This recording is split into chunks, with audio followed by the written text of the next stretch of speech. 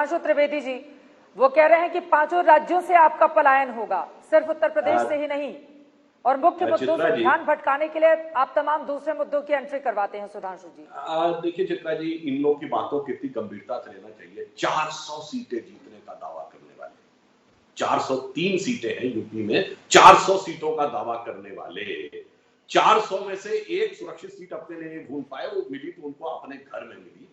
वो बगैर चुनाव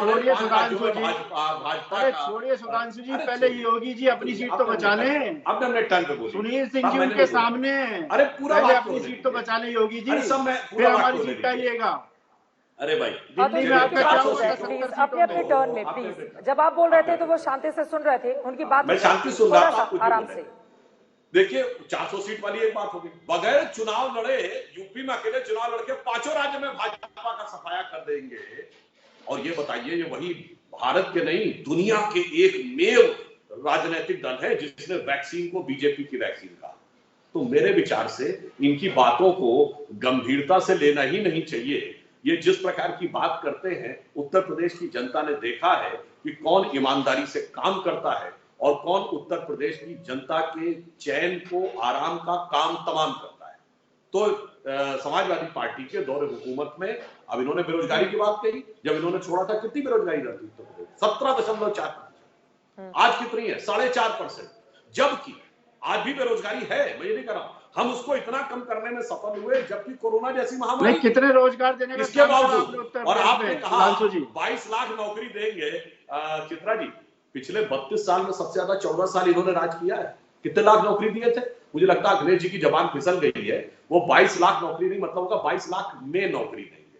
क्योंकि इनके जमाने में या तो आप विशेष क्षेत्र के हो, या विशेष वर्ग के हो, या विशेष व्यवस्था के तहत हो, तभी नौकरियां प्राप्त होती थी। उत्तर प्रदेश के किसी भी युवक को भली भांति पता है, हमारे टाइम में 4.5 लाख नौकरियां मिली हैं, पूर्ण पारदर्शिता के साथ, पूरी ईमानदारी के साथ। कोई नहीं कह सकता कि कहीं पर किसी से कोई सेटिंग गेटिंग करके नौकरी मिली हो, अमुक क्षेत्र को प्रभाव वर्चस्व मिला हो, अमुक वर्ग को वर्चस्व मिला हो, सबको ईमानदारी से। जो लोग आरक्षण में घपलेबाजी करते हो, आरक्षण का डाटा छुपाते हो, एनआईसी की कमांड आपके अधिकारियों को पता नहीं होती है कि आरक्षित वर्ग के लिए एनआईसी की कमांड कैसे दी जा रही है, आप हमसे बात करते हैं। अरे जितना भ्रष्टाचार भाजपा की सरकार में है, उतना भ्रष्टाचार कभी नहीं हुआ। आपने वैक्सीन की बात करी, आप आगे तो छोड़ दीजिए, जब विदेश से आदमी इंटरनेशनल एयरपोर्ट पर उतरता है ना, तो कितने में टेस्ट कराता है आकर के मालूम है आपको? 3-3 हजार रुपए में टेस्ट कराता है। आप बताइए, छोड़ देते हैं। आपने एक कंपनी को जाकर के आउटसोर्सिंग कर दिया।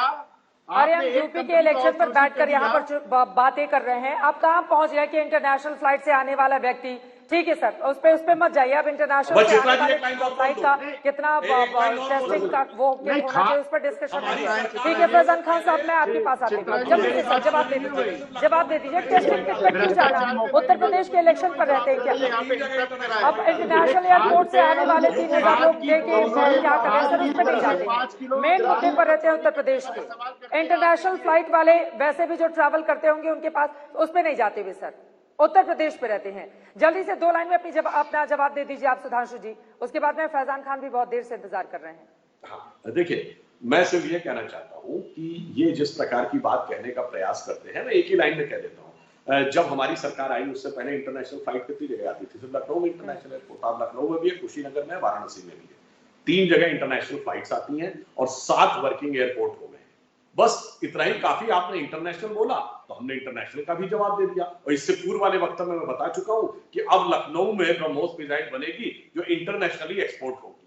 तो ये एक बड़ा अंतर आया जो आपने इंटरनेशनल के बारे में कहा। वो एयरपोर्ट किसे हमारे और आपके में अंतर जानते हैं? बताइए जरा। हमारे आप लखनऊ का एयरपोर्ट आपने अडानी को दे दिया, जेवर का एयरपोर्ट किसी के नहीं बोलता।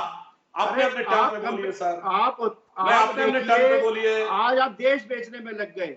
आपने छोटा सा उदाहरण दे देता हूँ, अडानी अंबानी को छोड़ दीजिए, आज आप वापस मुद्दे पर। ठीक है सर, मैं लौटूंगी आपसे बातें किनारे हैं। ठीक है सर, एयरपोर्ट पर नहीं जाते हुए, क्योंकि प्रदेश की बहुत बड़ी आबादी ऐसी है जो अभी एयरपोर्ट का चेहरा भी बहुत दूर से नहीं देखी होगी, तो उस पर नहीं जाते हुए जरा आम आदमी की बात कर लेते हैं पहले। यकीनन यहाँ पर बड़े बड़े इंटरनेशनल एयरपोर्ट बन रहे हैं, लेकिन जरा वो आम आदमी इस वक्त टीवी पर देख रहा है, उसकी भी बात हो जाए पहले। वह सीधे आपके पास आते हुए अब फैजान खान साहब वो 4.5 लाख नौकरियों की बात कर रहे हैं। उनका ये कहना है कि बीते 4.5-5 सालों में बीजेपी की सरकार आने के बाद उत्तर प्रदेश के युवाओं को बिना भेदभाव के 4.5 लाख नौकरी दी गई है। अखिलेश यादव 22 लाख का वादा कर रहे हैं, प्रियंका गांधी वाड्रा की ओर से 20 लाख नौकरियों का वादा किया गया है। तो बीएसपी इन सब के बीच कहां पर खड़ी है? बीएसपी चित्रा जी जमीन पे खड़ी है और इनकी झूठे घोषणा पत्र की तरह जुमलेबाजी नहीं करती हुई दिखती है। इसलिए बहुजन समाज पार्टी कोई भी घोषणा पत्र जारी नहीं करती है, क्योंकि हम कहने से ज्यादा करने पे विश्वास रखते हैं चित्रा जी, और हमने किया है।